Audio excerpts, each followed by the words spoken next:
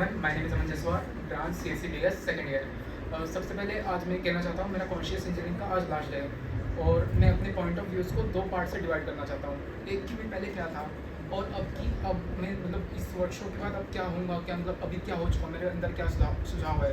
सबसे पहले कहना चाहूँगा कि मैं एक जैसे मेरे जीवन में दो बात तय थी कि मेरे साथ जिसने जैसे किया है मैं उसके साथ हमेशा वैसा करूँगा, चाहे वो धोखा हो, कुछ भी हो।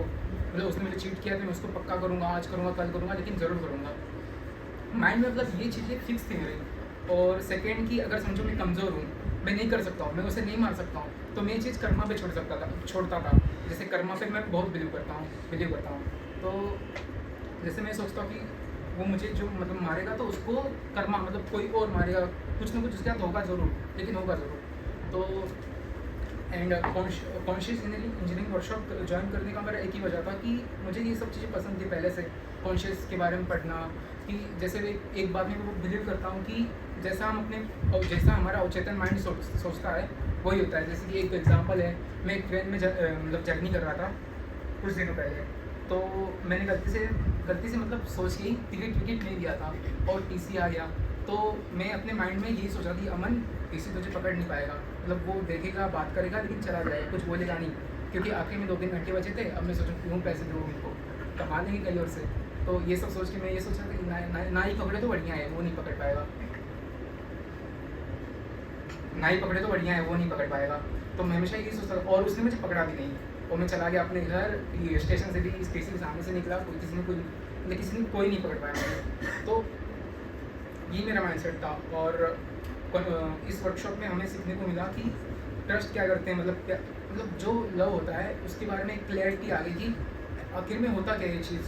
जैसे एक होता है पॉजिटिव होते हैं किसी के लिए, तो वो सब चीज़ें एक्चुअल में क्या है, ये सब सारी चीज़ें अफेक्शन है। लव सबके लिए समान होता है, हर बंदे में देखा जाए, मतलब हर बंदा हर किसी के लिए अच्छा है, हर किसी के लिए बुरा है, बस उसे हमें समझना है। तो यही है। और सबसे पहले ये कहना चाहूँगा कि हमें खुद को समझना चाहिए। इस वर्कशॉप में आके हम खुद को समझने में क्लियरिटी हो गए हैं। जैसे हम अपने आप को ऑब्जर्व कर सकते हैं कि मतलब माइंड में क्या चल रहा है। जैसे हमारे माइंड में क्या चल रहा है, हम अपने आप से लड़ते हैं हमेशा।